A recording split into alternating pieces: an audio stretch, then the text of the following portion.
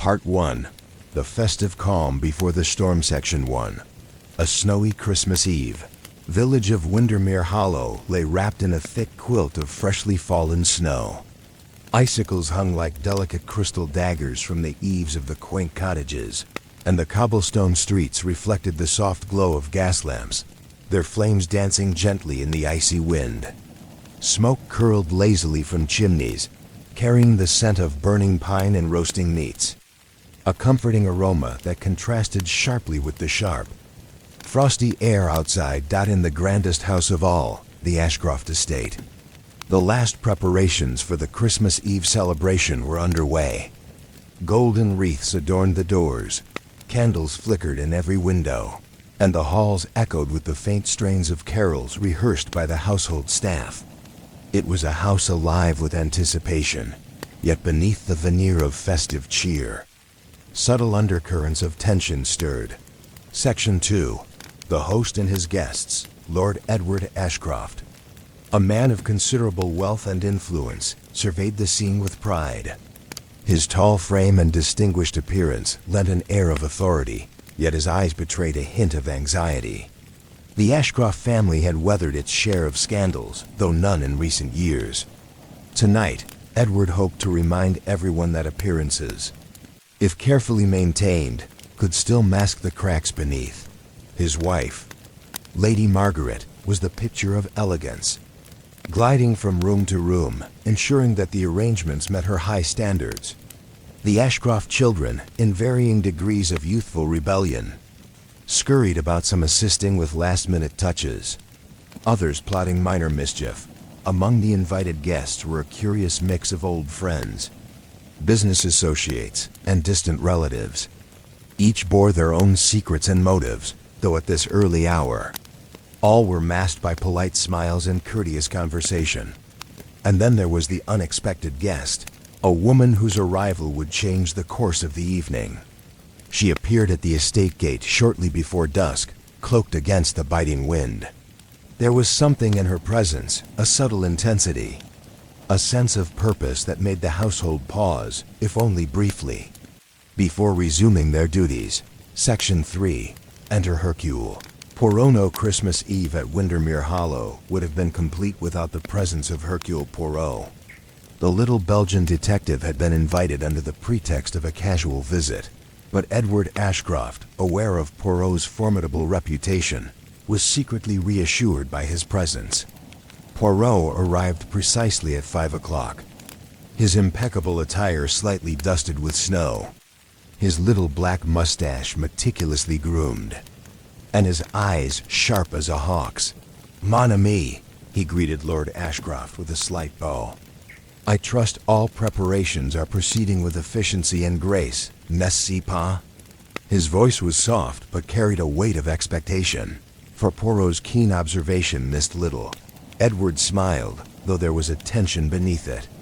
"Indeed, Monsieur Poirot. The household staff have been impeccable.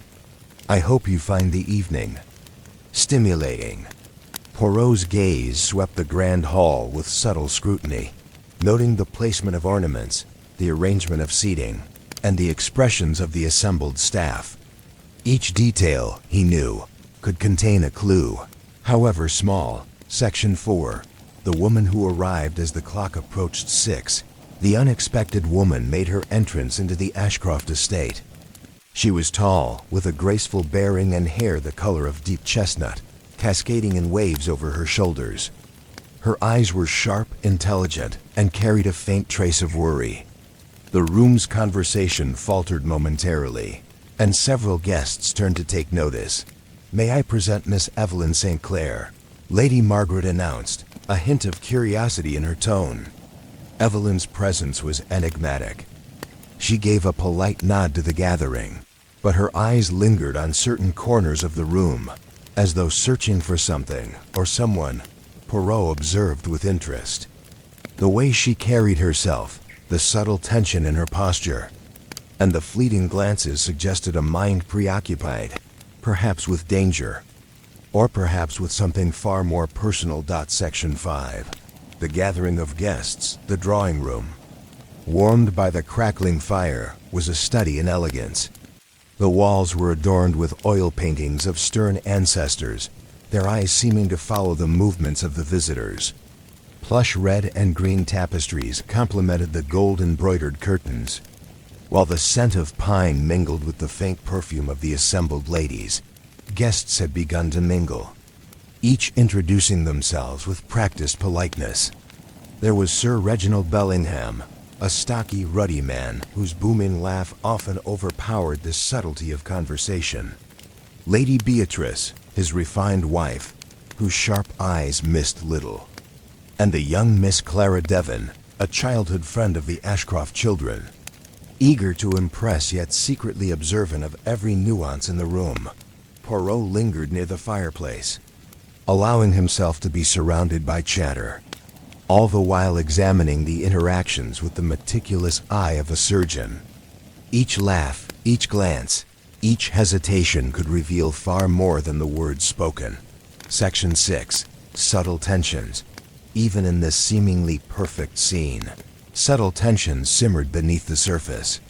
Lord Edward Ashcroft, though outwardly cordial, cast frequent glances toward his eldest son, Philip, whose rebellious streak had already caused several embarrassing incidents earlier in the year. Lady Margaret, meanwhile, maintained a poised exterior, but Poirot noted the tight line of her jaw and the slight tremor of her hand, signs of worry she tried to conceal. The arrival of Evelyn St. Clair added an unexpected layer to the evening's delicate balance. Guests whispered among themselves, curious about the newcomer who seemed so out of place in this established social circle. Poirot, however, observed calmly.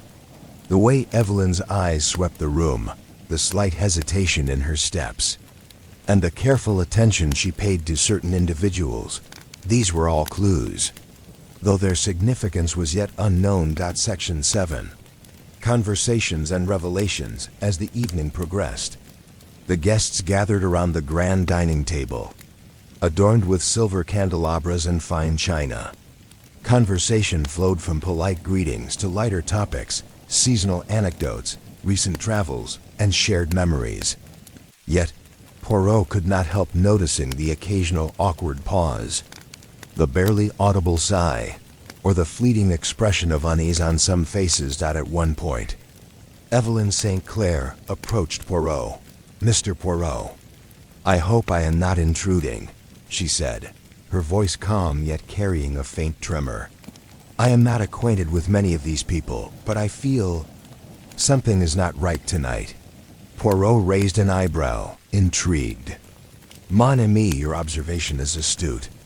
There's often more beneath the surface than one perceives at first glance. Tell me, what exactly disturbs you?" Evelyn hesitated, then whispered, "It is the way certain people look at each other. The politeness is only a mask. There is fear, and perhaps secrets that should not be revealed." Poirot nodded thoughtfully. "Ah, fear and secrets. Two companions I know all too well. It will be an interesting evening indeed." Section 8. A mysterious letter. Just as the dinner reached its main course, a sudden interruption occurred.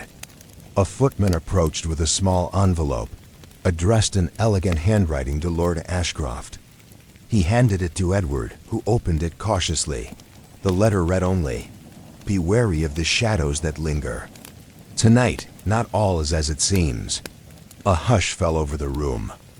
Guests exchanged nervous glances, and even Sir Reginald's boisterous demeanor seemed momentarily subdued. Poirot's eyes sparkled with curiosity. A simple note, yet one pregnant with implication. "Fascinating," Poirot murmured to Evelyn, who had noticed the same detail. "A warning. And from whom? That is the question. And why tonight?" Section 9. The first sign of danger. As the evening wore on, the atmosphere shifted imperceptibly. The crackling fire cast long shadows that danced across the walls, giving the room an almost surreal quality.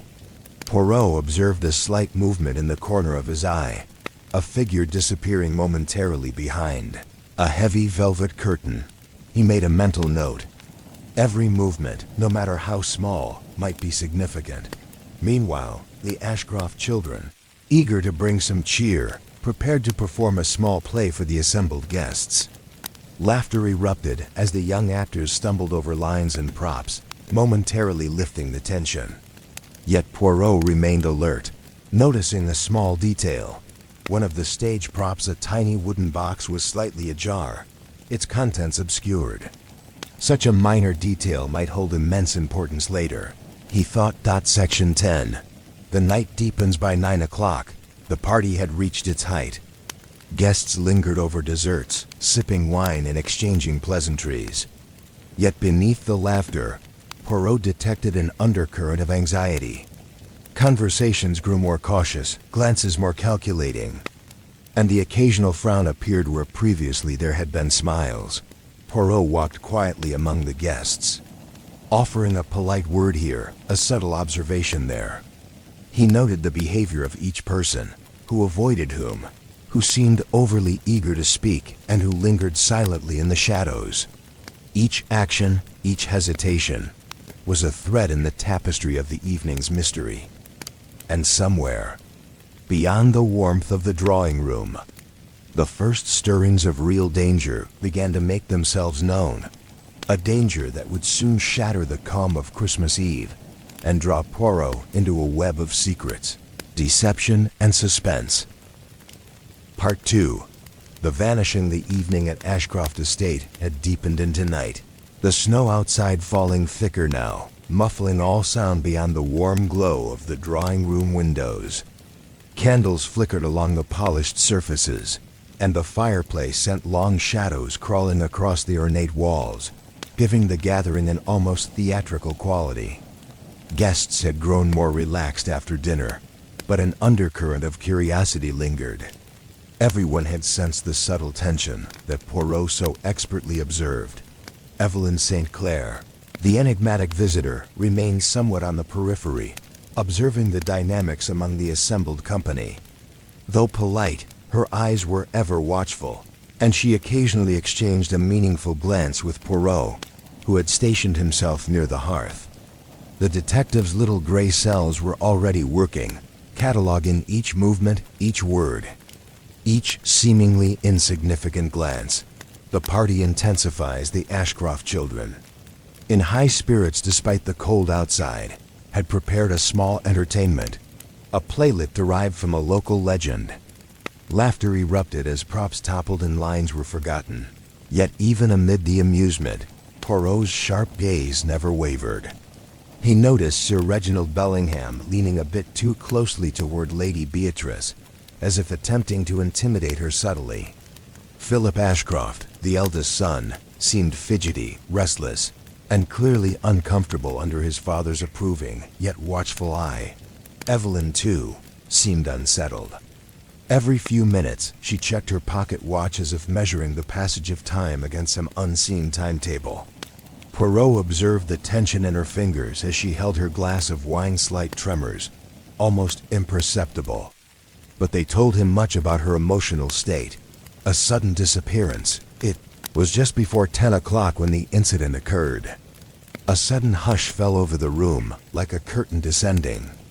One of the servants, a young footman named Henry, came running into the drawing room, his face pale. "Lord Ashcroft, Miss St. Clair." "She's gone," he stammered. "What do you mean, gone?" Edward Ashcroft demanded, rising abruptly. She was in the music room just a moment ago. I brought her some refreshments, and then she was gone. I can't find her anywhere." Poirot's eyes narrowed. He stepped calmly toward the footman. "Impossible, you say? You saw her just moments ago?" "Yes, Monsieur Poirot. Right there. And now, nothing. It's as if she vanished into thin air." The room erupted into murmurs and anxious speculation. Lady Margaret clutched her husband's arm, visibly shaken, while the children looked around with wide-eyed confusion. Poirot remained calm, though his mind raced. Disappearances, especially sudden ones in a confined location, often had a logic, however concealed. The first search, Poirot immediately directed the household staff to begin a systematic search of the estate. Every room, closet, closet, and hidden corner was inspected. Servants moved methodically, calling out her name, but no trace of Evelyn was found. Even the snowed-over grounds were combed with torches, yet no footprints suggested she had left the estate. Strange, Poirot murmured, more to himself than anyone else. She did not leave through any conventional means. That much is certain. But then, where has she gone? Edward Ashcroft's voice was tense. We must call the police. Poirot shook his head. Patience, mon ami. There is no need for haste. Often, one rushes to conclusions without observing the details. And it is the details that will reveal the truth. Clues and observations, Poirot began his own investigation quietly, moving through the drawing room, then the adjacent hallways. He noticed several small details. The faint smell of lavender near the fireplace, lingering even though no one had entered recently. A chair slightly out of place, suggesting someone had leaned against it hastily. A small scrap of paper partially hidden beneath a rug, containing a single word, beware. These small indicators suggested not a random disappearance, but a planned one. Or at least one that involved the deliberate efforts of someone familiar with the estate's layout. Guests. Reactions and tensions as the search continued. The guests' behavior revealed much. Sir Reginald's confidence began to falter. He muttered complaints about the incompetence of the staff. Lady Beatrice, however, remained composed, quietly observing those around her. Philip Ashcroft seemed to grow increasingly nervous, avoiding eye contact with both his parents and Poirot. Conversations turned to speculation. Was Evelyn kidnapped? Had she run away voluntarily? Poirot listened silently, noting contradictions and inconsistencies in the accounts given by the staff and the guests. Poirot's private deduction, later. Away from the bustle, Poirot examined the music room. The room was neat, though a single chair bore the faint mark of a recent disturbance. The window was slightly ajar, but not enough for a person to have exited without leaving traces. Poirot crouched, inspecting the floor, and observed tiny scratches along the polished wood signs that a struggle, however brief, had occurred. Mon Dieu, he muttered. It is clear that the disappearance is deliberate. But by whom? And for what purpose? Ah, patience, my little cells. The answer will reveal itself in time. Hints of danger as the evening deepened into night. A knock at the side door startled the household. A messenger delivered a small package, addressed cryptically. Not all is safe this night. The shadows are long, and those who watch are many. Poirot carefully opened it, finding a miniature locket containing a tiny photograph of Evelyn. Beneath it was another note. Trust no one. Observe, for the truth is nearer than you believe. Poirot's brow furrowed. Clearly, someone was manipulating events. Someone with intimate knowledge of Evelyn and possibly of the Ashcroft household itself. The night of vigil, the remainder of the evening passed tensely. Poirot stationed himself in the drawing room, observing both staff and guests. Every creak of floorboards, every movement in the shadows, was scrutinized. The fire burned low, and the snowstorm outside intensified, creating a cocoon of isolation. Poirot took note of the guests' reactions. Whispers between Sir Reginald and a servant. Lady Beatrice's discreet gestures to calm her husband. Philip Ashcroft pacing near the window, glancing repeatedly toward the darkened gardens. Each subtle act was a clue, each hesitation a possible piece of the puzzle. A closing observation by midnight. The search had yielded no trace of Evelyn St. Clair. Poirot, seated near the fire with his hands clasped, reflected quietly. Disappearance is never accidental, he said to himself, in his soft, deliberate voice. It is the design of a mind precise and calculating. Ah, but who among these gathered knows enough to execute such a plan? And why tonight? Questions, questions. But answers, I assure you, will come. Patience, patience, my little cells. As the snow continued to fall outside, blanketing the world in white, The Ashcroft Estate remained a house of tension, mystery, and unspoken fear. For somewhere in the shadows, or perhaps within the very walls themselves, Evelyn St. Clair's fate hung delicately. The threat of her disappearance now entwined with secrets, lies, and danger yet to be revealed. Asterisk Part 3. Gathering clues the night after. Evelyn St. Clair's sudden disappearance left Ashcroft Estate in a state of uneasy vigilance.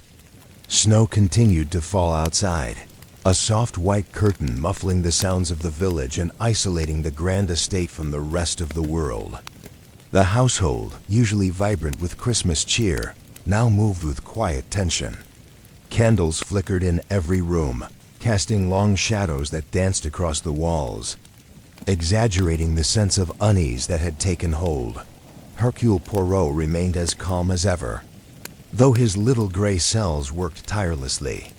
He had spent hours retracing the steps of Evelyn's last known movements, meticulously examining every corner of the estate, the music room, the drawing room, the hallways, and even the attic.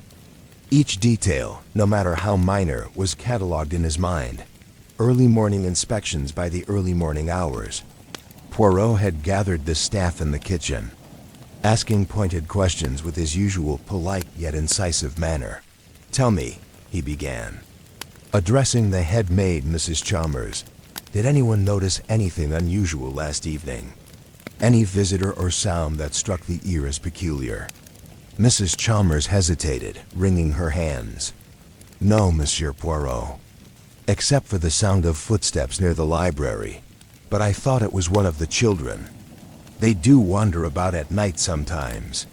Poirot's brow furrowed slightly. "Ah, footsteps. And when precisely did you hear these?" "Shortly after 10, monsieur, just as the announcement of Miss St. Clair's absence was made." Poirot nodded. Small, seemingly trivial details often held the weight of truth. "And the children, did they awaken during the night?" "They were asleep in their rooms, monsieur. I checked personally." Poirot made a mental note. The absence of any obvious exit and the silence from the children's rooms suggested that Evelyn had either been moved with care or had found a hidden passage unknown to most.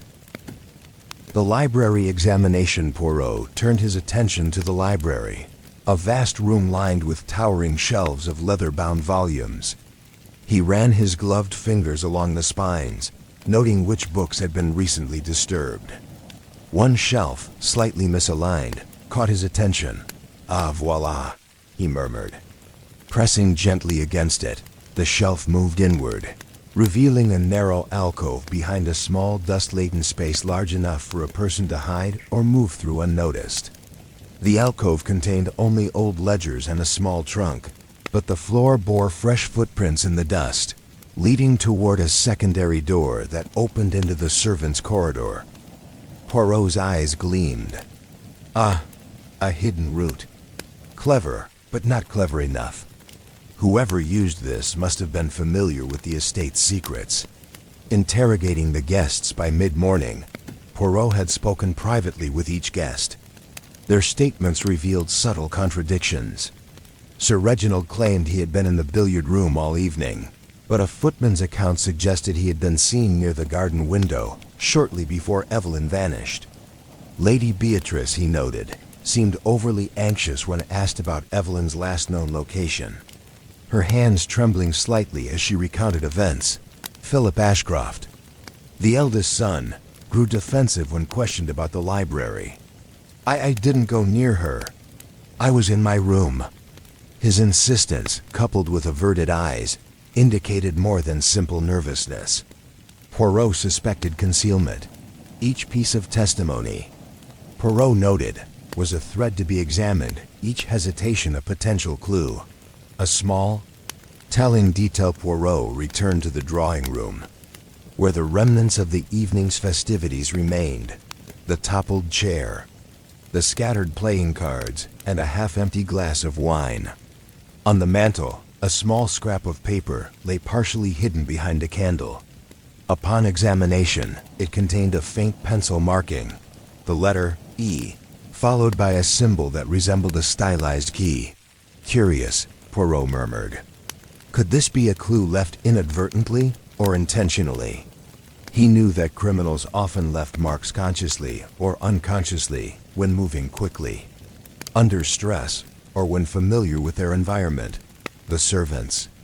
Observations. Poirot then turned his attention to the household staff. Mrs. Chalmers recalled seeing a shadow pass the hallway near the servants' corridor around 10 o'clock, but could not identify the figure. A young maid, timid and pale, mentioned that she had seen Sir Reginald linger unusually near the library door just before the commotion. Poirot's mind catalogued each observation carefully. The pattern of movement suggested that Evelyn's disappearance was neither random nor spontaneous. It involved coordination, knowledge of hidden passages, and possibly the complicity of someone within the estate. A note of warning shortly after breakfast. Poirot received another note slipped under the door of his room. Written in neat handwriting, it read, "The eyes that watch may deceive you, but the truth is always nearby. Seek the one who smiles most politely." Poirot's lips curved into a faint smile. "Ah, how charming," he said softly. "A riddle, and yet it gives a hint." He immediately thought of Lady Beatrice, whose composed exterior masked a restless mind. But he remained cautious. Misleading clues were often used to divert the investigator. The first red herring. Poirot soon encountered an intriguing red herring. In the servants' corridor, he found a small handkerchief embroidered with the initials P.A., the same as Philip Ashcroft. At first glance, it seemed incriminating. Poirot, however, noted its placement, carefully folded on a chair in a room Philip could not have accessed without being seen. The handkerchief had been deliberately placed to mislead. "Ah, my little cells do not fail," Poirot whispered. "A distraction, and a clever one. But the true path lies elsewhere." Exploring the gardens, Poirot then ventured into the gardens, the snow crunching softly beneath his boots. Tracks led in multiple directions, but none corresponded to Evelyn's disappearance.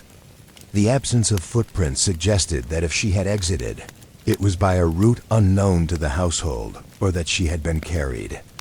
The wind had erased subtle markings, but Poirot's trained eye detected faint disturbances near the eastern wall, suggesting recent movement of small objects. He knelt, examining the snow. A fragment of silk, possibly from Evelyn's cloak, lay partially buried. Carefully, he retrieved it and observed the fibers.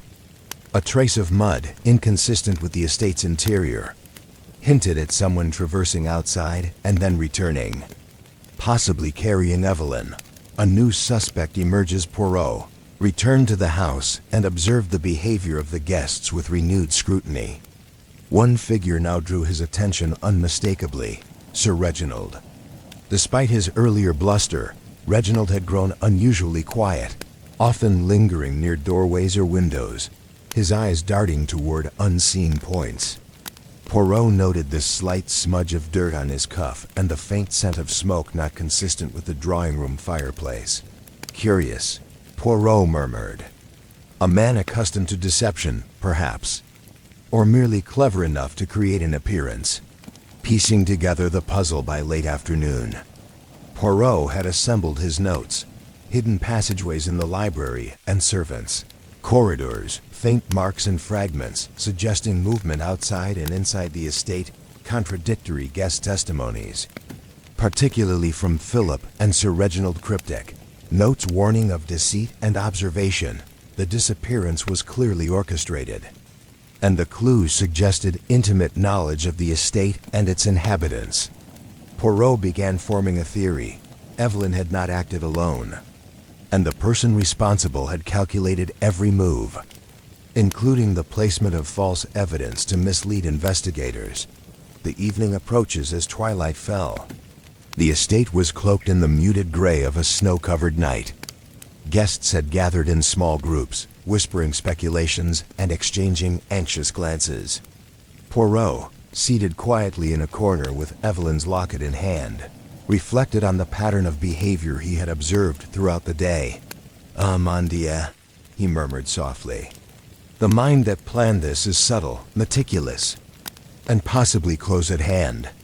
But patience, patience. The truth reveals itself only to those who observe without prejudice, who notice the smallest inconsistencies."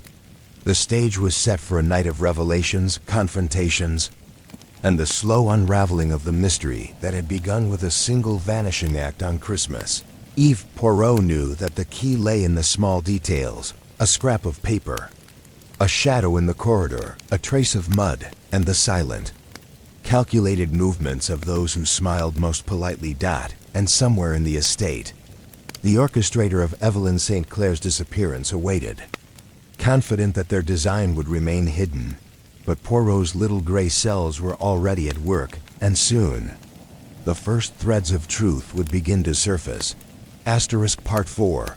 Suspicions arise. The morning after the thorough search and clue gathering, Ashcroft Estate remained steeped in unease. The snow had slowed to a gentle fall, blanketing the grounds in white, but within the house, tension thickened the air. Guests moved cautiously through the rooms, their conversations muted, punctuated by furtive glances. Even the usually cheerful servants walked quietly, their faces shadowed by concern and anxiety. Hercule Poirot had begun his day with an intensive review of all the evidence collected so far: the hidden passages, the contradictory accounts, the subtle marks, and the cryptic notes. Each clue seemed to suggest that Evelyn St. Clair's disappearance was deliberate, calculated, and involved someone intimately familiar with the Ashcroft estate. But the deeper Poirot delved, the more he realized that multiple threads of deception had been woven together to create confusion. Breakfast confrontation. By mid-morning, the guests gathered in the dining room for a tense breakfast. The table, usually filled with laughter and the clatter of cutlery, now held a heavy silence. Lord Edward Ashcroft presided over the meal with a formal composure, though Poirot could detect the strain in his tightly set jaw. Lady Margaret maintained her usual grace, but even her hands trembled slightly as she poured tea. Poirot, seated at the far end of the table, observed silently. His sharp eyes scanned the room, noting the subtle interactions, the fleeting glance between Sir Reginald and Lady Beatrice, Philip Ashcroft's restless fidgeting, and Clara Devon's quiet attempts to mediate the tension. "Mon ami," Poirot murmured to Lord Ashcroft in a low voice. "One must understand that suspicion is a most dangerous companion. It inflates small uncertainties into apparent truths. Yet suspicion, when guided by logic and observation, reveals much." Edward nodded gravely. "I fear that suspicion is already everywhere, Monsieur Poirot. I only hope it does not turn to accusation before we know the truth."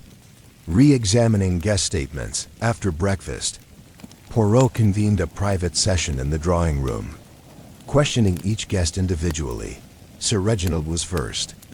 He maintained his innocence with a combination of bluster and carefully measured charm, claiming that he had spent the evening reading in the billiard room. Poirot listened, noting inconsistencies in the timeline, particularly regarding the sighting of shadows in the corridor. "Sir Reginald," Poirot said gently, "when one is aware that others are watching, one's movements may betray more than words. Were you in the corridor near the library?" Reginald's eyes flickered briefly, a micro-expression Poirot caught immediately. I may have passed by," he admitted reluctantly, "but I assure you, I saw nothing of importance." Poirot made a note. Micro-expressions and hesitations were often more revealing than outright confession. Philip Ashcroft was next. The eldest son, defensive and visibly agitated, insisted he had not been near the library or the music room. Yet when questioned about the handkerchief marked P.A., found in the servants' corridor, he became flustered. I don't know how it got there," he stammered. "I swear, I haven't touched it." Poirot's little gray cells were already at work, cataloging each nuance, each contradiction. Lady Beatrice's mysterious behavior, perhaps most intriguing, was Lady Beatrice Bellingham. Her calm exterior belied a subtle restlessness. When asked about her movements during the evening, she claimed to have remained near the drawing room, assisting Lady Margaret. Poirot observed her carefully as she spoke. Her eyes flicked toward certain points in the room, and she touched a brooch repeatedly. A nervous habit. Mon ami, Poirot said softly. You are aware, I am certain, that subtle gestures often reveal truths one may wish to conceal. Did you notice anyone behaving oddly last night? Beatrice hesitated. I cannot be certain, but Sir Reginald seemed distracted. And Philip, well, he was uneasy. But perhaps that is merely the tension of the evening. Poirot's mind catalogued each observation. He could feel the subtle threads of deception beginning to form a pattern, the hidden clues in plain sight. Later that morning, Poirot revisited the drawing room, inspecting small details once again. He noticed a candle slightly tilted on the mantel, which might have been moved deliberately. A faint trace of ash on the carpet near the hidden alcove in the library. The half-buried fragment of Evelyn's cloak from the garden, which suggested hurried movement. Poirot bent low, examining the carpet fibers and noting the direction of the small disturbance. Ah, the little details, he murmured. They tell a story far clearer than the loudest accusation. A cryptic discovery. Poirot then examined a small, inconspicuous table near the fireplace and discovered a scrap of paper that had been overlooked. On it was written a cryptic sequence of numbers. 314922 numbers, Poirot muttered. Perhaps a date or a code. Something to indicate a clue known only to the person who placed it. Ah, clever. But it shall not escape my observation. He placed the note carefully into his pocket. Small as it was, it might be critical in connecting the threads of this elaborate puzzle. The role of the servants. Poirot turned his attention to the household staff once more. Subtle inconsistencies in their statements suggested more than simple nervousness. One maid claimed to have seen a shadow in the servants' corridor, but could not identify the person. The footman who discovered Evelyn's disappearance insisted he had been attentive the entire evening. Poirot observed their expressions and interactions closely, noting the slightest signs of tension, avoidance, and even fear. It is rare, Poirot said to himself, that a disappearance is conducted without at least one accomplice, or one who knows far more than he admits. The first real suspicion. By mid-afternoon, Poirot began forming his initial suspicions. He suspected three possibilities. Evelyn had been taken by someone within the estate, someone with knowledge of hidden passages and intimate familiarity with the household. The disappearance had been staged to implicate another, possibly Philip or Sir Reginald. The cryptic note suggested an external influence, someone orchestrating events from outside, yet with access to internal knowledge. Poirot's approach was careful. He could not act on suspicion alone. He needed proof, a subtle thread that would unravel the entire scheme. An unexpected visitor, as Poirot considered his next steps. The doorbell rang unexpectedly. A messenger delivered a visitor, Inspector Higgins, summoned by Lord Ashcroft after the initial reports of Evelyn's disappearance. Inspector Higgins, Poirot greeted with his usual polite formality. I trust your journey was untroubled, though the roads are treacherous tonight. Higgins nodded, his face grim. Indeed, Monsieur Poirot. I have come to assist with the investigation. But I must admit, this is one of the most perplexing disappearances I have encountered. Poirot gestured toward the drawing room. Then come, Inspector. Let us review what we have discovered. The matter, I assure you, is one of careful calculation and deliberate misdirection. The day draws to a close. By evening, the house had settled into a tense vigilance. Guests were restless, pacing the corridors or lingering near windows, hoping for any sign of Evelyn's return. Poirot, meanwhile, sat in quiet contemplation, reviewing every clue, every observation, and every subtle interaction. He knew the truth was hidden in the smallest details. The tilt of a candle, the faint trace of mud, The shadow in the corridor. The nervous glance exchanged between guests. The threads were beginning to intertwine, and soon, the first pieces of the puzzle would fall into place. Poirot's gaze swept the room, resting briefly on each face: the worried host, the composed yet nervous Lady Margaret, the uneasy Philip, the seemingly polite Sir Reginald, and the enigmatic Lady Beatrice. Somewhere among them lay the orchestrator of Evelyn's disappearance, but who? As night fell once more over Ashcroft Estate, the snow continued its silent descent, covering the grounds in a pristine blanket. Yet inside, suspicion, tension, and hidden motives had transformed the festive Christmas Eve into a careful dance of observation, deduction, and anticipation. Part 4. Suspicions arise the morning following. Evelyn St. Clair's disappearance left Ashcroft Estate in a state of tense unease. The snow had settled into a thick, muffling blanket, quieting the normally lively world beyond the estate's walls. Inside, however, the household simmered with suspicion and subtle fear. Guests moved cautiously through the halls, exchanging glances that were both curious and wary. Even the servants, usually bustling with energy, walked with measured steps, their faces taut with worry. Hercule Poirot remained calm, his demeanor composed, but his little gray cells were busily at work. He reviewed each detail collected the previous night: the hidden passages, contradictory statements, the cryptic notes, the faint traces of disturbance, and began constructing a mental map of the events. Every small observation could be a key to solving the puzzle. The challenge was to separate truth from deception. Breakfast and tension. By mid-morning, the dining room was filled with quiet murmurs rather than cheerful conversation. The table had been laid with the finest china, silverware polished to a reflective gleam, yet none of it drew attention. Lord Edward Ashcroft, ever the stoic patriarch, presided over the meal with practiced composure, though the tight line of his jaw betrayed his concern.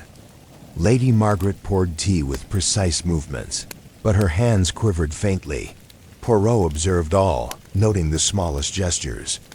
Clara Devon, seated at the far end of the table, tried to maintain cheerful conversation, yet her nervous glances revealed she too felt the weight of uncertainty. Philip Ashcroft, the eldest son, pushed at his food absent-mindedly, clearly preoccupied. Sir Reginald Bellingham's booming voice, usually dominating any gathering, was restrained, careful not to overstep in these delicate circumstances. "Mon ami," Poirot said softly to Lord Ashcroft. His voice measured. Suspicion is a most delicate thing. One must wield it like a surgeon's scalpel. Observe, but do not accuse without proof. Edward Ashcroft nodded grimly. "Indeed, Monsieur Poirot. But the tension is spreading. People are beginning to question each other, and I fear accusations may come before we know the truth." Questioning the guests after breakfast. Poirot began questioning each guest individually in a series of private interviews, carefully noting nuances in speech, gestures, and micro-expressions. Sir Reginald was first. He maintained his innocence with a blend of charm and irritation, claiming he had spent the evening reading in the billiard room. Poirot, however, detected inconsistencies in his timeline, particularly concerning the sighting of a shadow in the servants' corridor. "Sir Reginald," Poirot said gently, "one's movements often betray more than one intends. Were you near the library corridor last night?"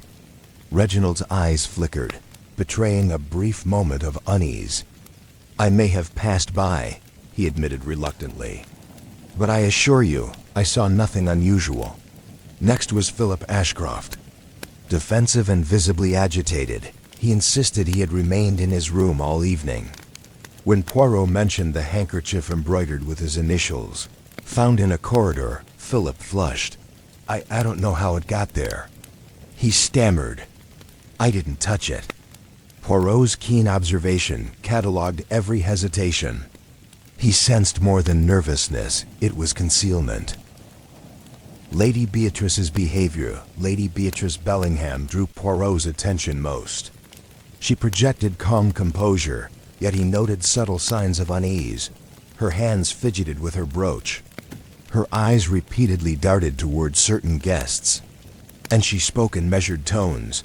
"Mon ami," Poirot said softly. Subtle gestures often betray what words attempt to conceal. "Did you notice anyone behaving oddly last night?"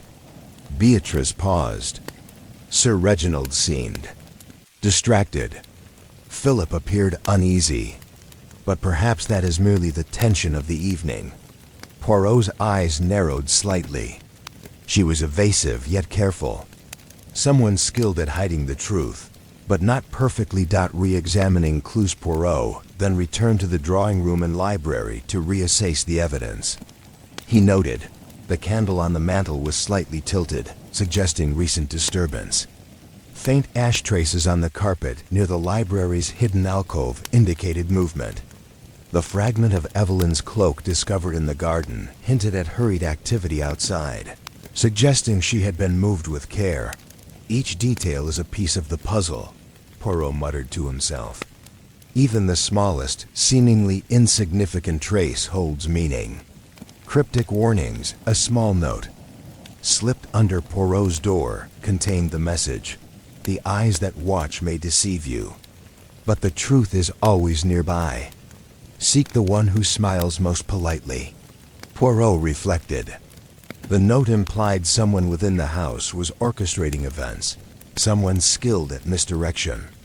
His suspicion naturally turned toward those who appeared calm but whose subtle gestures revealed hidden tension. The servant's insights, Poirot consulted the staff again. Minor contradictions emerged. One maid claimed to have seen a shadow moving in the corridor. The footman who discovered Evelyn insisted he had been vigilant throughout the night. Poirot observed their expressions carefully: fear, avoidance, and subtle tension suggested knowledge beyond what they revealed.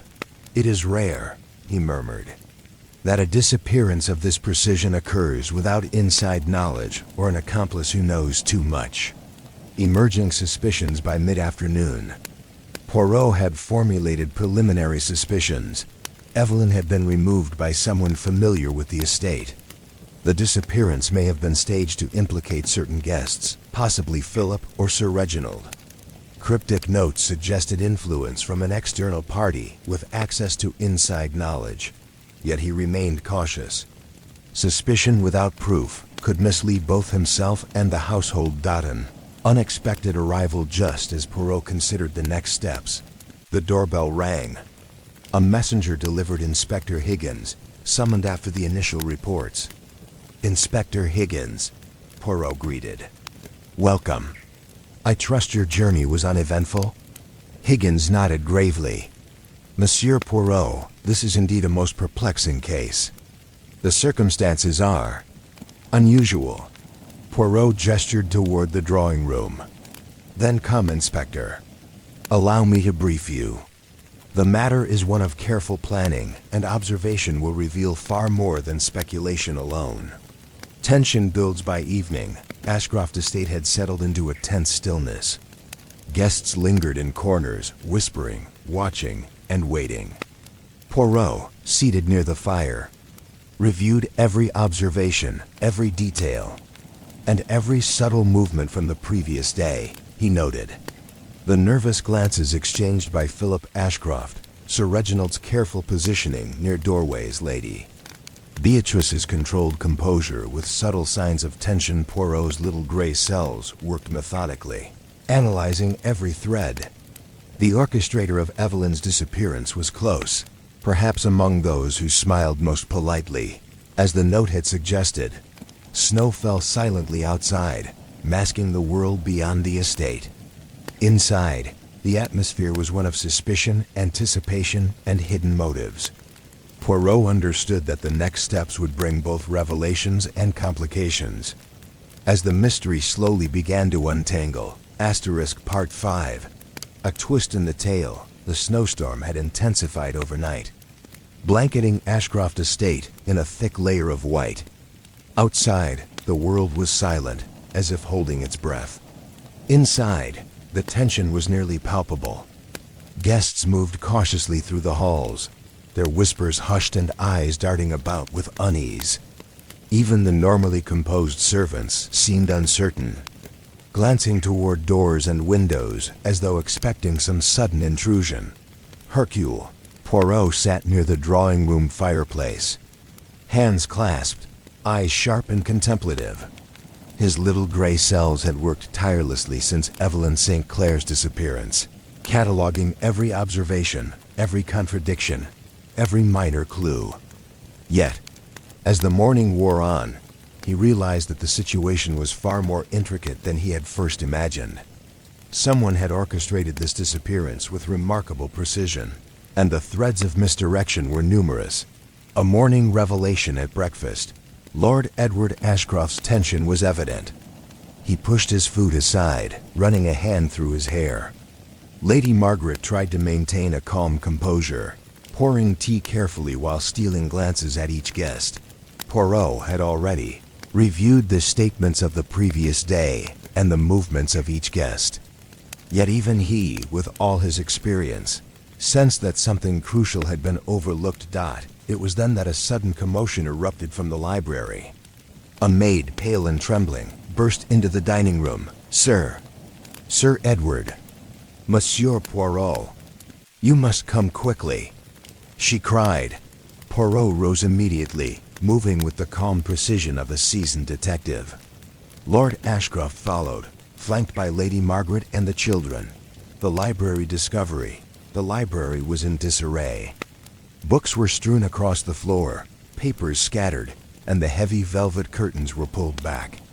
Poirot's eyes scanned the room carefully, noting the smallest details. In the far corner of the library, behind a fallen bookcase, lay a partially hidden trunk.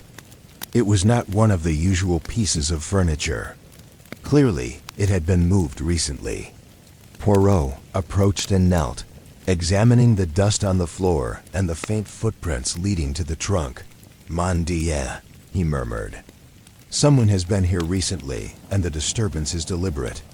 The disappearance is not as simple as one might believe." He carefully opened the trunk. Inside, he found a collection of letters, some bound with ribbon, others loose and scattered. They were addressed to Evelyn St. Clair, each containing veiled threats, cryptic warnings, and references to past misdeeds. Poirot's brow furrowed. A motive begins to reveal itself. Evelyn has enemies, perhaps among those who thought their secrets would remain hidden. But who has the knowledge and access to orchestrate such a disappearance?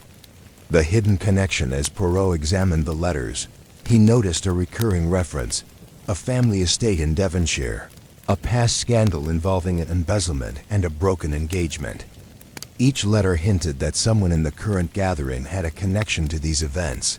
Poirot turned to the assembled guests. "Mes amis, it appears that Miss St. Clair's disappearance may be linked to matters long past. Matters some here would prefer remain concealed.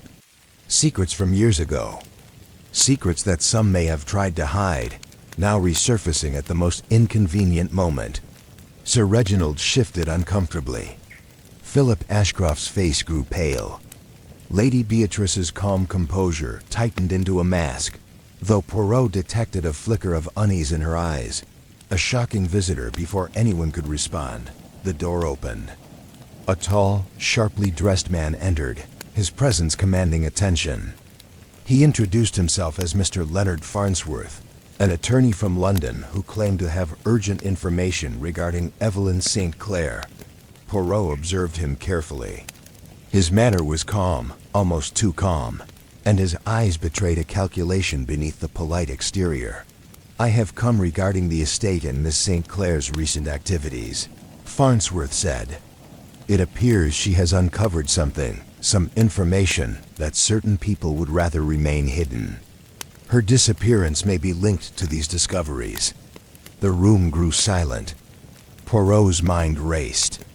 Farnsworth's arrival was unexpected, and his knowledge of Evelyn's situation suggested insider information. Clues. Reconsidered. Poirot returned to his detailed notes.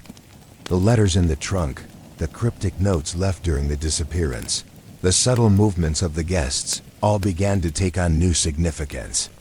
Sir Reginald's nervous behavior now appeared more calculated than previously assumed. Philip Ashcroft's defensiveness indicated knowledge beyond mere curiosity. Lady Beatrice's meticulous composure suggested someone experienced in hiding motives. Poirot realized that the disappearance was likely a coordinated effort, perhaps involving collusion between two or more individuals. With knowledge of both the household and Evelyn's personal affairs, the twist Poirot turned to Lord Ashcroft. "It seems, mon ami, that this disappearance is no ordinary matter. There is a hidden hand guiding events, and it is intimately familiar with both the estate and Miss St. Clair's personal history.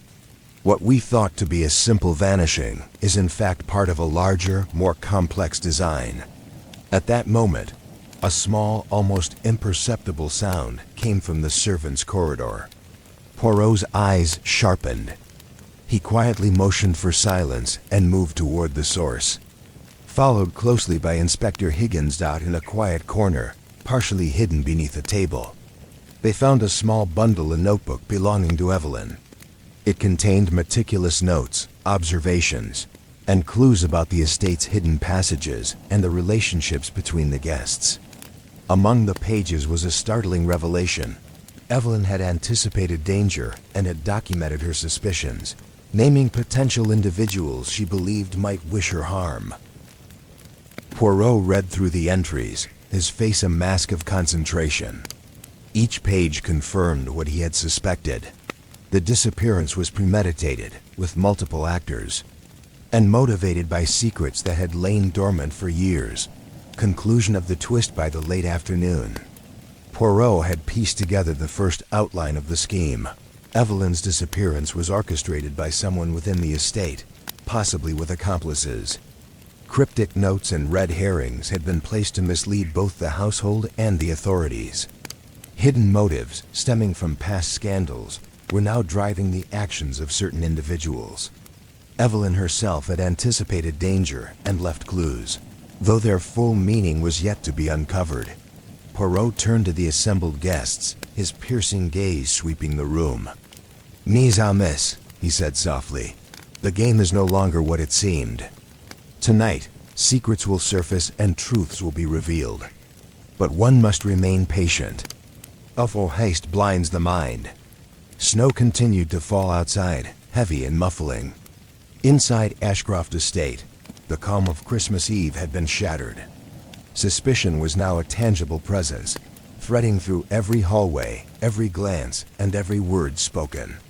And in the shadows, the orchestrator of Evelyn's disappearance watched, confident that their plan remained hidden, yet unaware that Poirot was already closing in. Part 6. Conflicting accounts. The evening deepened at Ashcroft Estate, and a restless hush had settled over the grand house. The snow outside continued its slow, relentless descent, covering the grounds in pristine white, muffling the world beyond the estate, and turning the manor into an isolated world of its own. Inside, tension crackled like the low fire in the drawing room, a heat born not of warmth, but of suspicion and uncertainty. Hercule Poirot sat near the hearth, reviewing the notebook of Evelyn St. Clair once more. Each entry contained meticulous notes, observations of the household, subtle hints of potential danger, and thoughts regarding guests who might wish her harm. Poirot's sharp eyes flicked across the pages. "Ah, mon Dieu! The mind that orchestrates this is cunning indeed. But even cunning leaves small traces, yes, petty's indices." Reassembling the guests, Poirot decided it was time to confront the guests together, to observe them simultaneously and watch for inconsistencies and reactions. He called everyone into the drawing room. Lord Edward Ashcroft, tall and imposing, though his face bore the strain of worry. Lady Margaret, graceful yet tense, her hands folded tightly in her lap. Philip Ashcroft, pale and restless, shifting from foot to foot. Sir Reginald Bellingham, attempting bravado but unable to hide the faint sweat at his temples. Lady Beatrice, composed but with eyes sharp and calculating. Clara Devon, anxious but observant, seated quietly in a corner. The household staff arranged along the edges of the room, exchanging glances and whispers. Poirot stood in the center, a calm yet commanding presence. "Ms. Amos," he began, "we have gathered to recount events of last night in detail. I wish to hear every movement, every action, and every encounter. Remember, accuracy is more important than embellishment. Small discrepancies reveal truths invisible to the careless eye." Conflicting statements begin. Poirot started with Sir Reginald. "Sir Reginald, kindly recount your movements from 7 to 10 o'clock last night." Reginald cleared his throat. "I was in the billiard room, mostly reading. I left only briefly to check on my wife, then returned. That is all." Poirot's eyes narrowed slightly. "You say you checked on Lady Beatrice.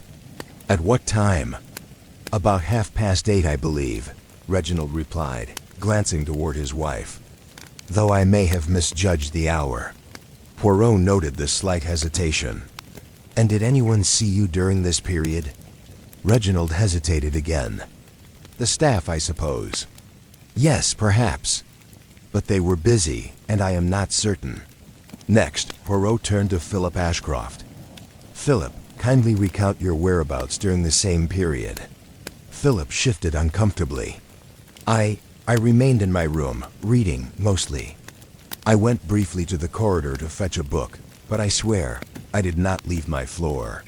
Poirot's gaze flicked toward the footman who had discovered Evelyn's disappearance. "You saw Philip anywhere near the corridors?" The footman shook his head. "No, Monsieur Poirot. Not that I noticed. I was tending to the other rooms." Yet Poirot noted a detail. The handkerchief marked PA, found in the servants' corridor, suggested Philip had been in a location he denied visiting. Small contradictions were emerging. Lady Beatrice's story. Poirot turned to Lady Beatrice. "And you, madame? Kindly recount your movements during the same time frame." Beatrice spoke smoothly, carefully.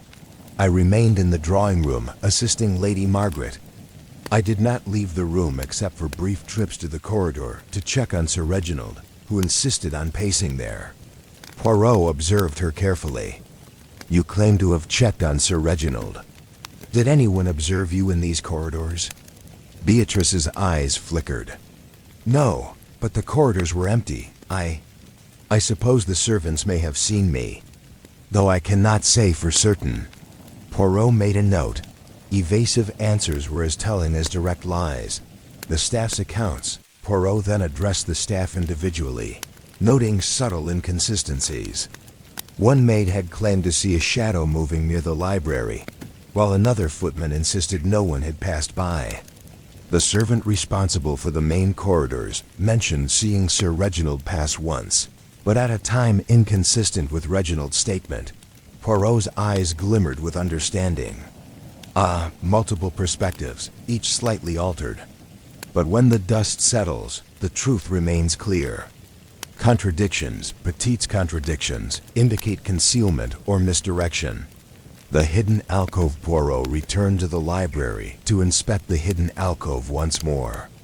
The faint footprints in the dust suggested recent activity. A slight disturbance in the books indicated someone had moved a volume deliberately. Poirot examined the floor and noticed a small scrap of silk, likely from Evelyn's cloak, hidden near a ledge behind the alcove.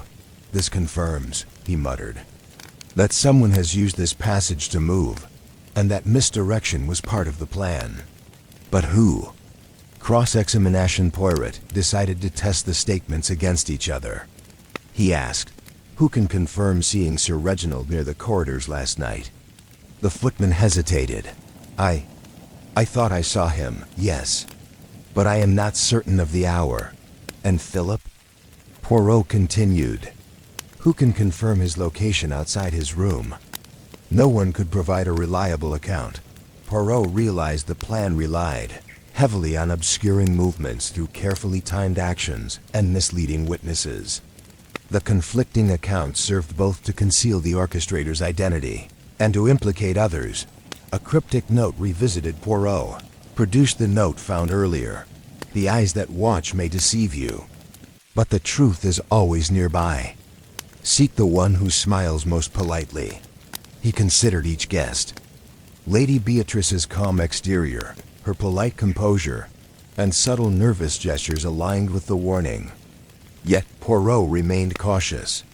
Red herrings were an essential part of any well-executed plan. Rising tensions by evening, the atmosphere had become almost suffocating. Guests whispered behind hands, glanced furtively, and avoided direct eye contact.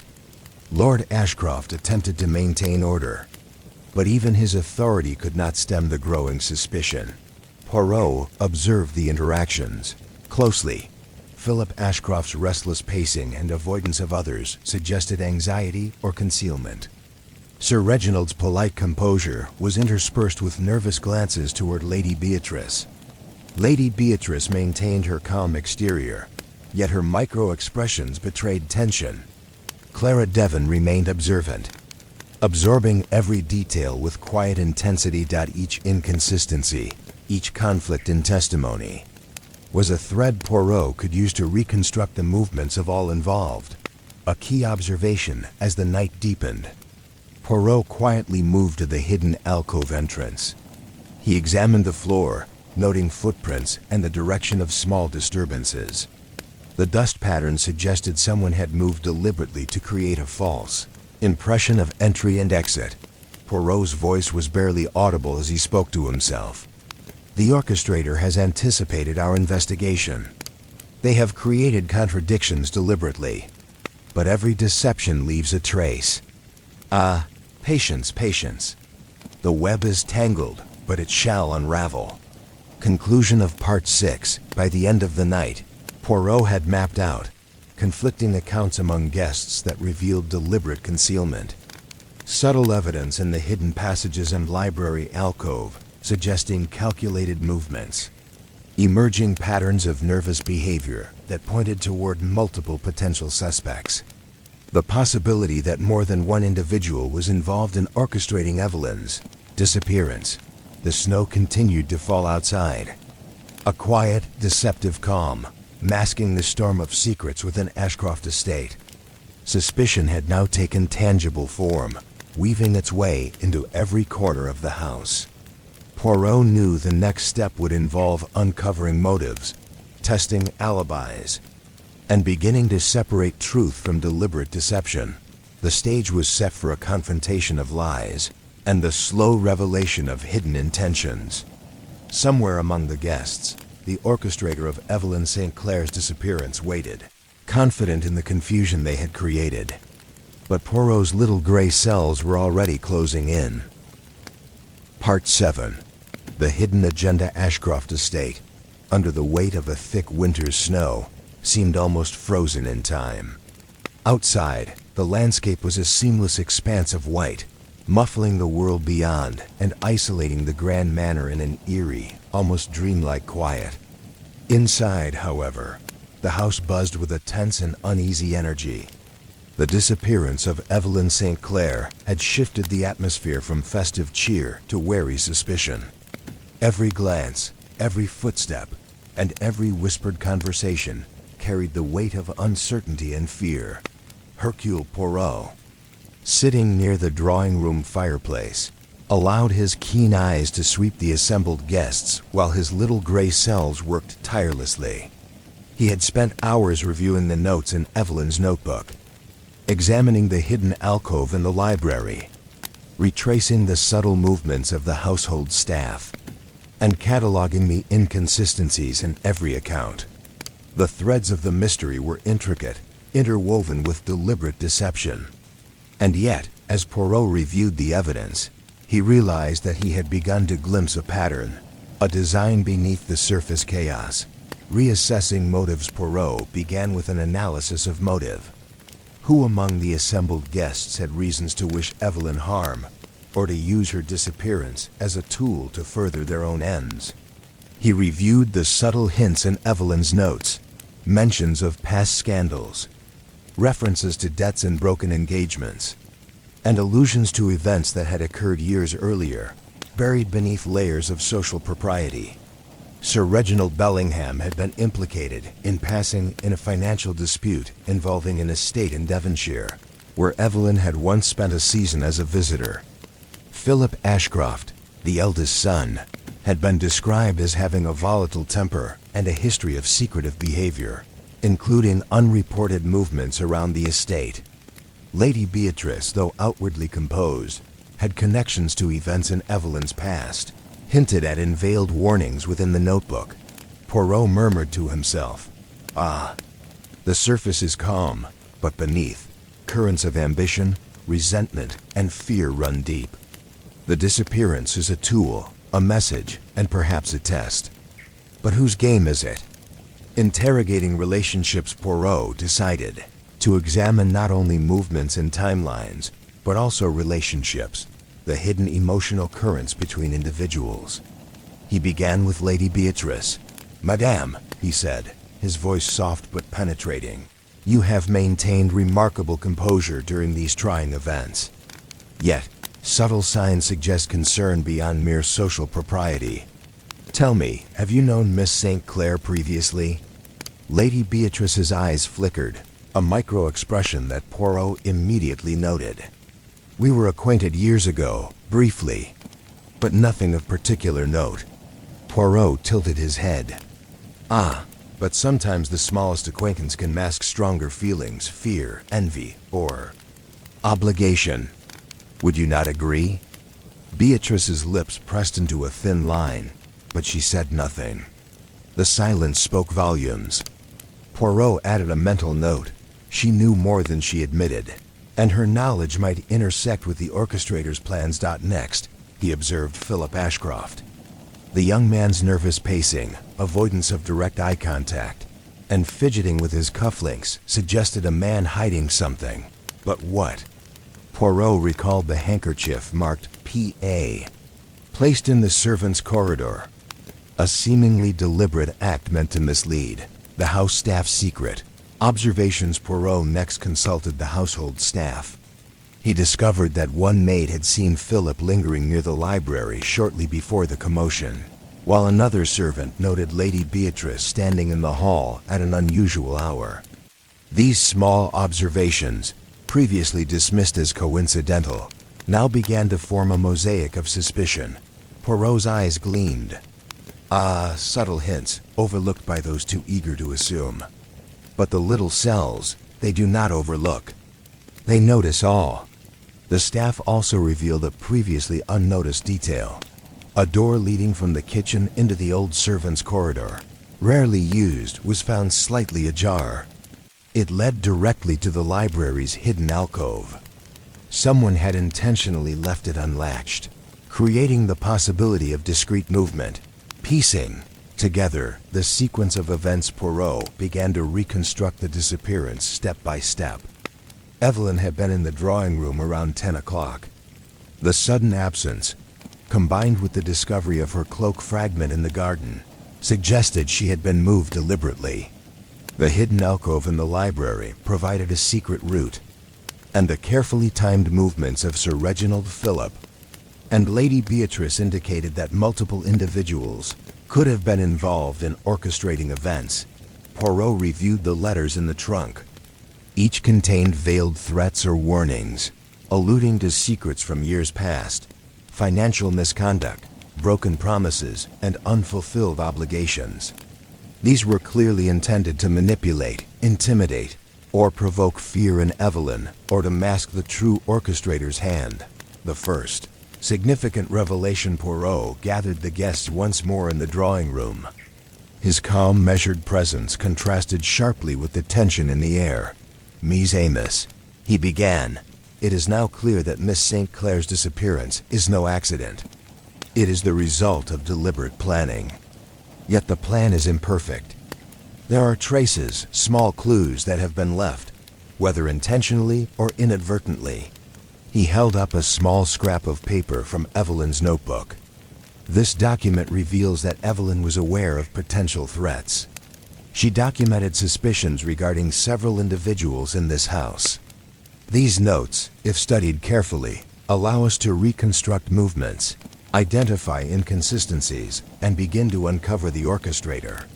A murmur ran through the room. Lady Beatrice's hand tightened around her teacup. Philip's gaze fell to the floor. Sir Reginald shifted in his seat, as if weighing his words carefully. A subtle confrontation. Poirot began questioning them systematically. He asked about minor inconsistencies, minor movements during the night, interactions in the corridors, and who had been seen near the library or hidden alcove. Each guest's responses were measured, yet subtle tells began to emerge. Flickers of hesitation, brief glances, a tightening of lips, a hand brushing against the face in a nervous gesture. Poirot noted each reaction carefully. Each movement, each small hesitation, is a thread.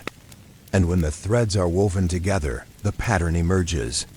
An unexpected twist. Poirot's attention returned to the cryptic notes. One, in particular, read, "Trust no one. Observe carefully, for the truth lies where politeness masks intent." He realized that the orchestrator had relied on appearances, the polite smile, the calm demeanor, the careful etiquette to disguise true motives. Among those present, the person whose composure was nearly flawless, yet subtly reactive to specific questions, was now under his closest scrutiny. The hidden agenda revealed. Poirot gathered everyone once again, this time standing in the center of the drawing room, his presence commanding attention. Ms. Amos, it is now apparent that the disappearance of Miss St. Clair involves knowledge of the house, knowledge of past secrets, and knowledge of human behavior. The orchestrator sought to manipulate, intimidate, and hide their actions beneath a veneer of politeness. Yet, even the most careful planning cannot conceal everything. He allowed a pause, letting tension build. We now understand that multiple individuals had reasons to act, some financial, some personal, some tied to long-buried family secrets. The key is to separate deception from truth, actions from appearances, and motives from opportunity. Poirot's gaze swept across the room. Tonight, the hidden agenda will begin to surface, as the little cells observe, analyze, and untangle the web that has been so carefully constructed. And in this process, we shall discover not only who orchestrated the disappearance, but why it was done, and how every movement, every subtle action, has led us here. Conclusion of Part 7. By nightfall, Ashcroft Estate was a house of quiet intensity. Guests, though outwardly composed, carried subtle tensions and guarded expressions. Secrets, motives, and long-buried grudges had begun to surface, and the pieces of the puzzle were slowly aligning. Poirot's observations had highlighted the interplay of deceit, fear, and manipulation. The orchestrator remained hidden, confident in their careful planning. Yet Poirot's methodical attention to detail and understanding of human behavior meant that the next phase of the investigation would bring them closer to exposure. Snow fell outside, muffling all sound, as if the estate itself held its breath. Inside, suspense, suspicion, and anticipation had reached a delicate, taut edge. The hidden agenda, intricate and dangerous, was beginning to unravel. Part 8. Secrets unveiled. The morning dawned over Ashcroft Estate, the snow outside sparkling cold and brilliant. Yet within the house, the air was thick with tension. Hours of careful observation and questioning had left Hercule Poirot with a clearer picture, though many threads remained tangled. Guests moved cautiously, their every gesture under subtle scrutiny. Knowing that the detective's eyes missed nothing, Poirot, seated in the drawing room with Evelyn's notebook open before him, reflected on the events so far. The hidden passages, the cryptic notes, the conflicting statements, and the subtle tells of each guest all pointed to a carefully orchestrated disappearance. But the puzzle was finally beginning to take shape.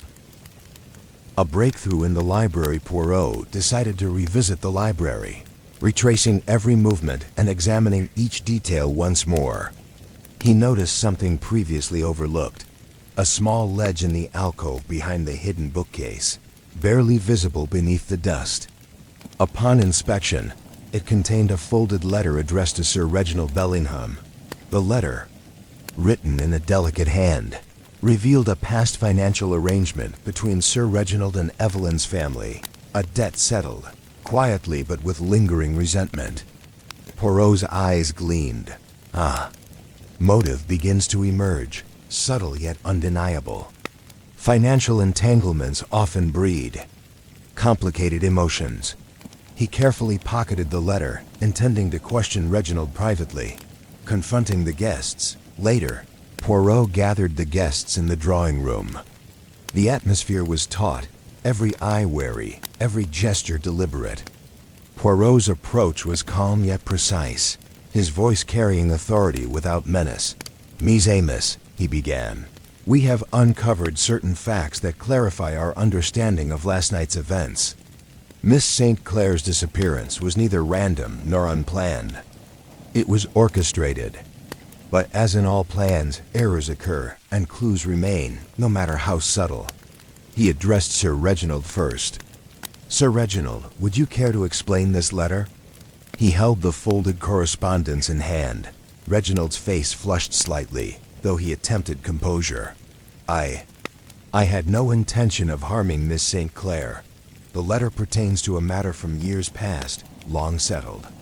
I admit I resented her family at the time, but I assure you my involvement ends there." Poirot nodded. "Ah, resentment is not action, but it is often a catalyst. We shall see." The hidden alcove revealed Poirot, then invited the group to the library. He demonstrated the use of the hidden alcove, revealing how someone could move unnoticed between rooms. The demonstration caused murmurs among the guests. The realization that such a secret passage existed heightened the tension.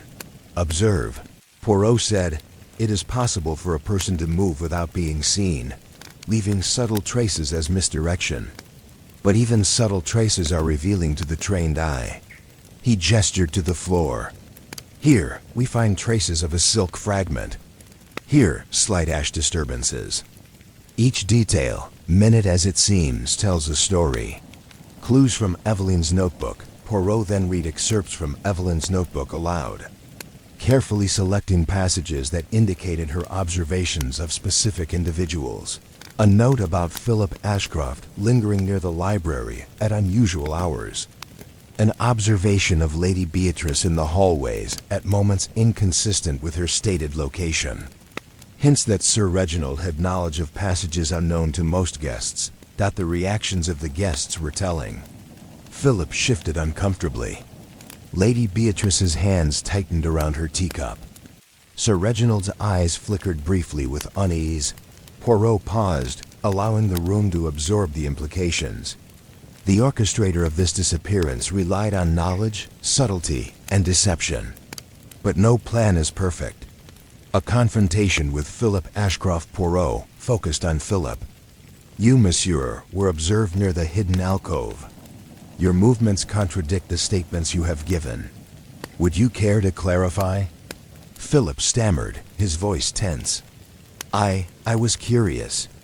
I saw the bookcase shift, and I did not realize it would cause trouble. I had no part in her disappearance." Poirot's eyes narrowed. Curiosity is often the cloak of innocence. But actions leave traces, and traces, when observed carefully, reveal truth. Lady Beatrice's role. Poirot turned to Lady Beatrice.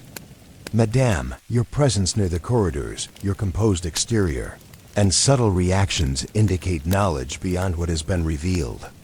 What can you tell us?" Lady Beatrice's gaze was steady, but her fingers betrayed slight tremors. I was ensuring Sir Reginald did not disturb anyone. That is all. I do not know who orchestrated this, but I feared something might occur." Poirot's expression was thoughtful. He noted her honesty in claiming to act out of concern, yet he remained cautious. She may have acted as a bystander, alternatively been part of a subtle plan. The first major revelation. Poirot then produced a final piece of evidence. A small envelope hidden beneath the fireplace, containing a note written in Evelyn's handwriting. I know someone is planning to frighten me away. Observe, listen, and record. The one smiling politely knows more than they admit.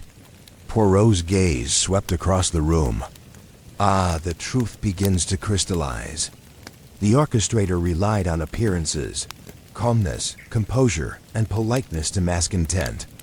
Yet the smallest tell gesture, hesitation, glance betrays them. The room fell silent. Each guest's reaction was subtle, but to Poirot's eyes, revealing, connecting the dots by mid-afternoon. Poirot had begun connecting motives, opportunity, and behavior patterns. Sir Reginald had motive rooted in past financial resentment, but lacked opportunity without collaboration. Philip Ashcroft had opportunity and was observed near key areas, though his motive seemed limited. Lady Beatrice displayed knowledge of the estate and previous movements, suggesting intimate awareness of potential passages and timing. Poirot's conclusion was forming. The disappearance involved careful coordination, likely with multiple participants, each playing a role in misdirection and concealment. The atmosphere at Ashcroft Estate, the estate itself, seemed to respond to the tension. Outside, snow continued to fall in silence, muffling all sound. Inside, every glance and gesture was loaded with meaning. Guests whispered in corners, exchanged anxious looks, and moved cautiously, acutely aware that Poirot was piecing together every detail. Poirot, seated once more in the drawing room, reflected. Ah, the little cells see all, even the smallest deception. The web is intricate, but the threads are beginning to align. Soon, the orchestrator's design will be laid bare. Conclusion of Part 8. By evening, the hidden motives and secrets had begun to surface. Evelyn's meticulous observations, combined with Poirot's analytical mind, were revealing the careful orchestration behind her disappearance. Suspicion had narrowed, though the full truth remained just out of reach. The tension, the deception, and the interwoven motives were now fully visible to Poirot's keen mind. The next phase would involve uncovering the identity of the orchestrator and revealing the chain of actions that led to Evelyn's vanishing. Asterisk. Part 9. The trap is set. The wind howled outside Ashcroft Estate, driving snow against the windows in jagged sheets. Inside, the house was cloaked in an uneasy stillness, broken only by the quiet footsteps of servants and the occasional creak of the floorboards. The grand manor, festive and lively just days before, now felt more like a stage set for a play of secrets, suspense, and carefully orchestrated deception. Hercule Poirot, seated in the drawing room with a small fire burning at his side, reviewed the puzzle once more. Every observation, every subtle gesture, every discrepancy in alibis had been catalogued meticulously in his mind. He could now see the outlines of the plan behind Evelyn St. Clair's disappearance. The question was not if the orchestrator would be caught, but when planning the strategy. Poirot rose, his movements measured and precise, and began arranging the final elements of his plan. It is not enough to deduce who might be guilty, he muttered to himself. One must provoke action, create opportunity, and observe reaction. The guilty party will reveal themselves when they believe they are unobserved. He called Lord Edward Ashcroft to his side. Mon ami, we must prepare a scenario that will draw forth the orchestrator. A dinner this evening, yes, but with careful attention to timing and observation. Every guest shall be present, and every movement monitored. You understand? Edward nodded gravely. I understand. And you believe one of the guests is involved? Mais oui, Poirot replied. The hand that orchestrated the disappearance is clever, but cleverness cannot entirely conceal guilt. Tonight, we shall observe carefully. Subtle preparations throughout the afternoon. Poirot made subtle preparations. He ensured the hidden alcove and corridors were under quiet surveillance, placing trusted servants at vantage points where they could report movements without arousing suspicion.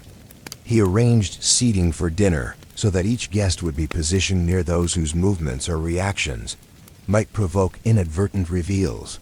Poirot also revisited Evelyn's notebook, reviewing passages that indicated subtle fears, suspicions, and knowledge of secret passages. He cross-referenced these with the earlier findings of silk fragments, ash disturbances, and the hidden letters. Each small clue was a piece of the trap he was setting. Dinner, the stage for revelation. The dinner was laid out with formal precision, but tension hung in the air like a dense fog. Every guest was present. Lord Edward Ashcroft, imposing and formal. Lady Margaret, serene but watchful. Philip Ashcroft, restless and pale, shifting uneasily in his seat. Sir Reginald Bellingham, composed but occasionally darting glances toward Lady Beatrice.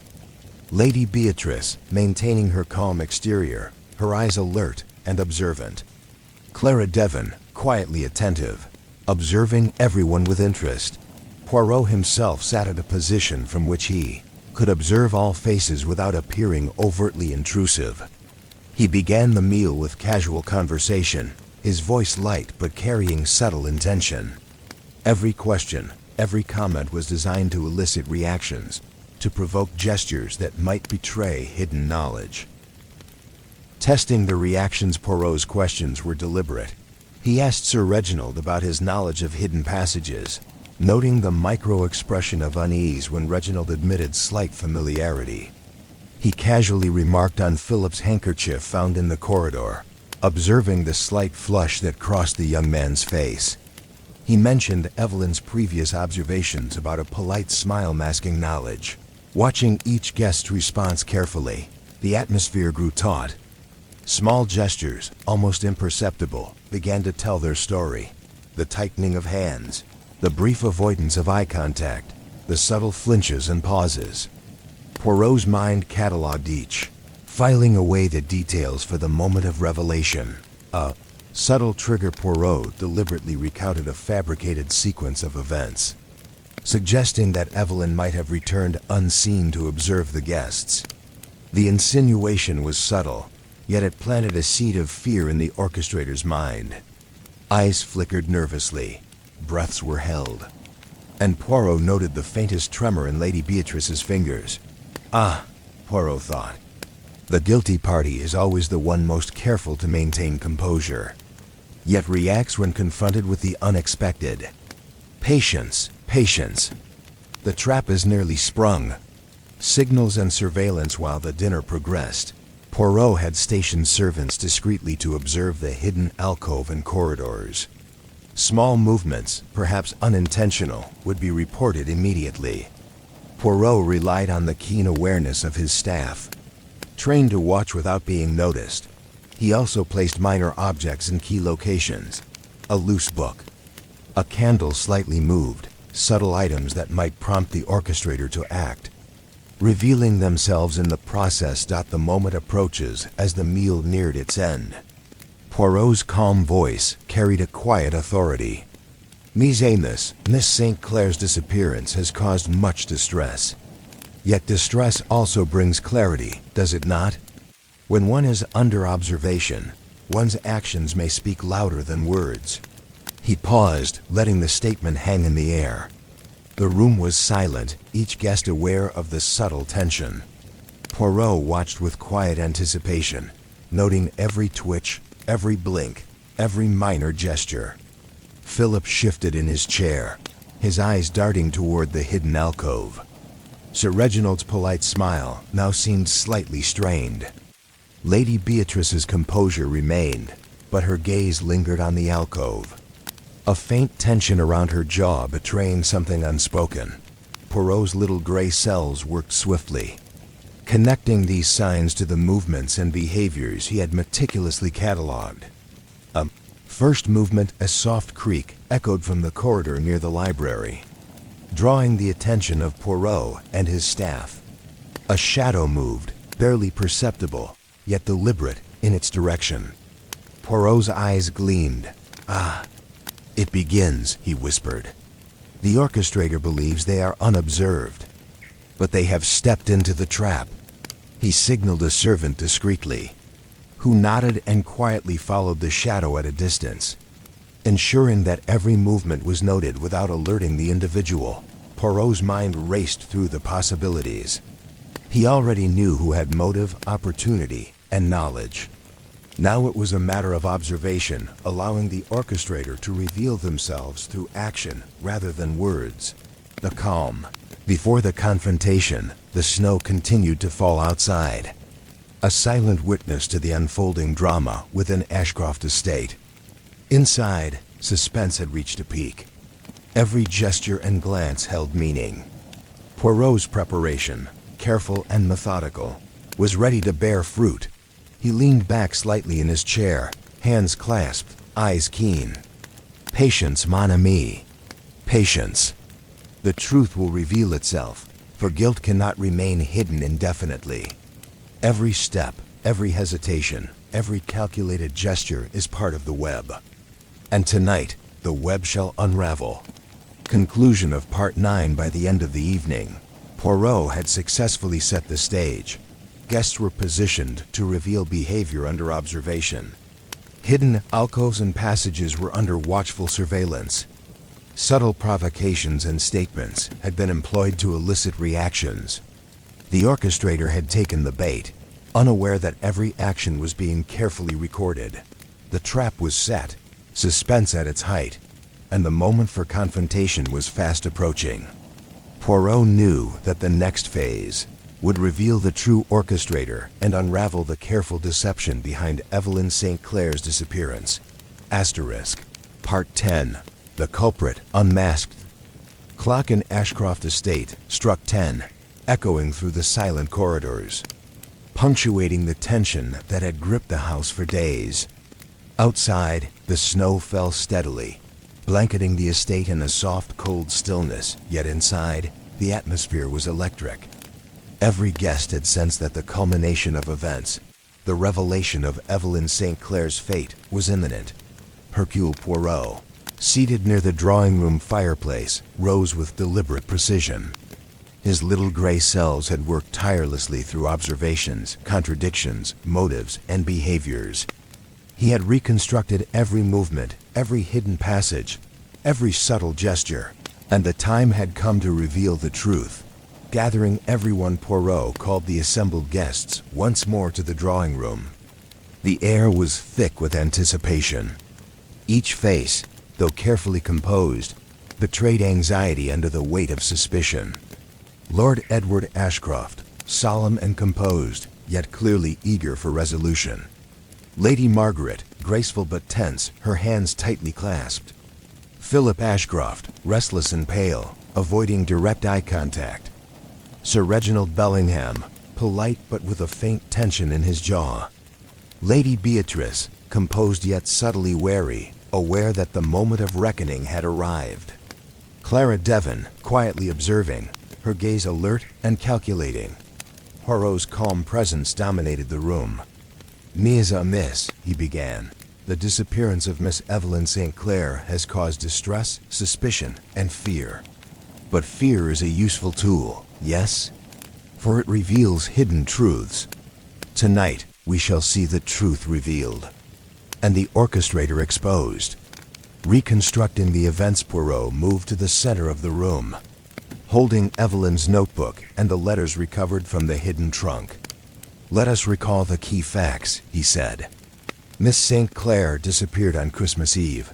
Her cloak was found in the garden. Fragments of evidence suggested movement through hidden passages, and cryptic notes were left, meant to mislead. Observations of guest behavior, alibis, and motives allowed us to narrow the possibilities. He turned to Sir Reginald. "You had motive, stemming from past financial disagreements with the St. Clair family. Yet your movements were limited, and your opportunity to orchestrate such a disappearance was constrained. You are innocent of direct involvement, though your knowledge of the estate may have been exploited by another." Reginald nodded, a flicker of relief passing over his face. Poirot then addressed Philip Ashcroft. "You had opportunity, observed near key areas, yet your motive was limited. You acted out of curiosity, monsieur, not malice. Your involvement, though unfortunate in timing, is not that of the orchestrator." Philip visibly relaxed slightly, though tension still lingered. The culprit revealed Poirot turned his gaze to Lady Beatrice. His eyes, sharp and unyielding, held hers. Madame, the orchestrator relied on subtlety, knowledge of the estate, and manipulation of appearances. One must smile politely, act composedly, and yet respond to subtle provocations in ways that reveal hidden intent. Lady Beatrice stiffened. Poirot continued, "It is you, Madame, who orchestrated the disappearance of Miss St. Clair.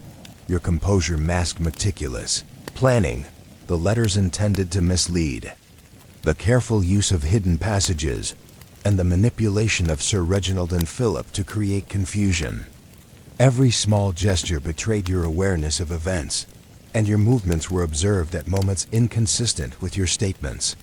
A sharp intake of breath echoed through the room. Lady Beatrice's face, previously calm, now revealed a flash of anger and panic. This is preposterous," she exclaimed, her voice trembling. Poirot's expression remained calm. "Yet the evidence is undeniable. The silk fragment found near the alcove, the ash disturbances, the notes in Evelyn's possession all point to your careful orchestration. You sought to frighten Miss St. Clair, perhaps to drive her away or to manipulate the family for your own ends." The confession Lady Beatrice's composure cracked. Her voice lowered, a mixture of fear and defiance. "Yes, I did it. But I never intended harm. I only wished to scare her, to prevent her from uncovering certain family matters. I did not expect this attention, this chaos." Poirot nodded gravely. "Intentions, however, do not negate responsibility. Your plan caused distress, confusion, and fear. Yet, thanks to careful observation, meticulous deduction, and the notes left by Miss St. Clair herself, the truth has been revealed." Evelyn's whereabouts. Poirot then turned to the assembled group. "Miss St. Clair is safe. She had taken refuge in a small, seldom-used guest room, aware of the potential danger and observing the household from a hidden vantage point. Her meticulous notes and careful planning ensure her safety, and they have provided the information necessary to uncover the orchestrator's scheme." The room collectively exhaled. Relief mixed with lingering tension as Evelyn was summoned, appearing calm yet composed. A testament to her own intelligence and foresight, explaining the motives and methods. Poirot elaborated on the intricacies of Lady Beatrice's plan. She had used hidden passages to create misdirection. Letters and fragments were deliberately left to manipulate suspicion. Her polite and composed demeanor was intended to deflect attention. Both Sir Reginald and Philip were unwittingly used as parts of the misdirection, their movements and nervous reactions misinterpreted to further confuse observers. Poirot concluded, "The orchestration relied on knowledge, deception, and manipulation. Yet even the most careful plan leaves traces. Through observation, deduction, and the brilliance of Miss St. Clair's own notes, the truth has emerged." Resolution and reflection. Lord Edward Ashcroft expressed his gratitude to Poirot. "Monsieur Poirot, your insight and patience have saved this household from scandal and preserved Miss St. Clair's safety. We are indebted to you." Poirot inclined his head. "It is the duty of the detective not only to uncover facts, but to observe human behavior, to notice the smallest signs, and to allow the truth to emerge from the web of deception. Here, the little gray cells have succeeded, thanks to both observation and patience." Evelyn herself spoke softly. "I am grateful to Monsieur Poirot. Without his guidance, the mystery may never have been resolved." Conclusion. The snow continued to fall outside Ashcroft Estate, blanketing the world in quiet serenity. Inside, tension had given way to relief. Secrets had been unveiled, the orchestrator exposed, and the mystery resolved. Hercule Poirot, ever composed, reflected on the case. The combination of human cunning, fear, and deception had created a complex puzzle. Yet with careful observation, logical deduction, and the insight into human behavior, the truth had been revealed.